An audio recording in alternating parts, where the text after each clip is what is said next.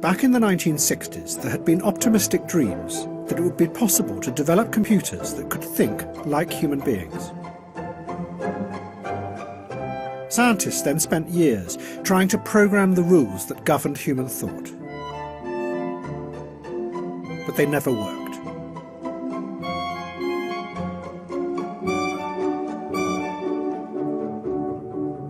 One computer scientist at MIT became so disillusioned that he decided to build a computer program that would parody these hopeless attempts.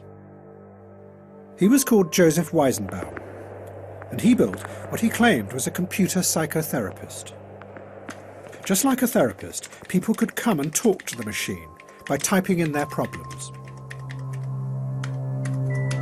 Weizenbaum called the program ELIZA. He modelled it on a real psychotherapist called Carl Rogers, who was famous for simply repeating back to the patient what they had just said. And that is what ELIZA did.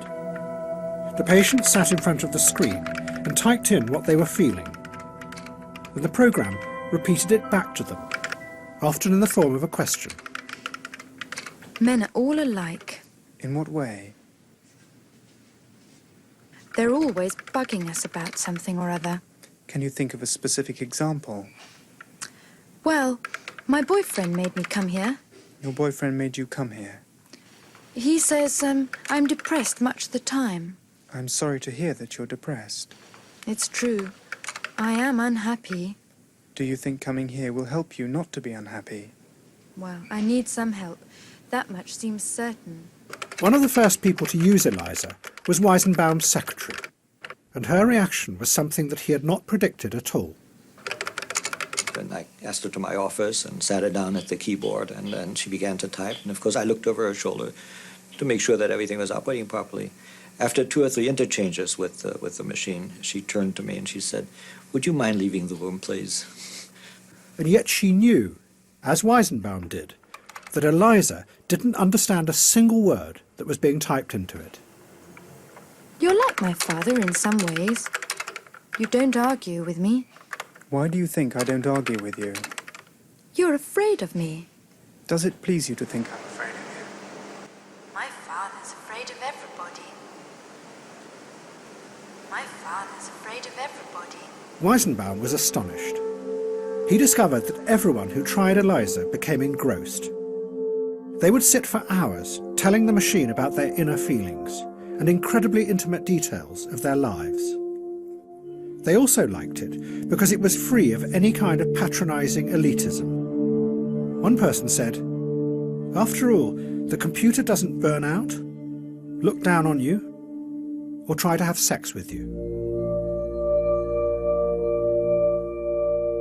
What ELIZA showed was that in an age of individualism, what made people feel secure was having themselves reflected back to them, just like in a mirror.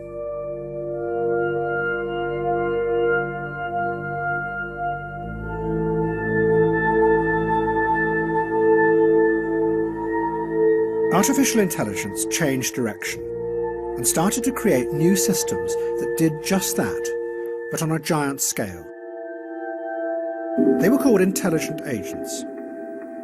They worked by monitoring individuals, gathering vast amounts of data about their past behaviour, and then looked for patterns and correlations from which they could predict what they would want in the future.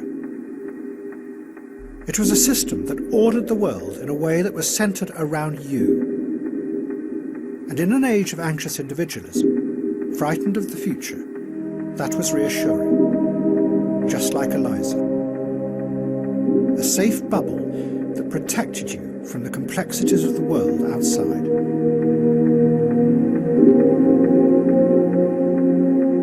And the applications of this new direction proved fruitful and profitable. If you liked that, you'll love this.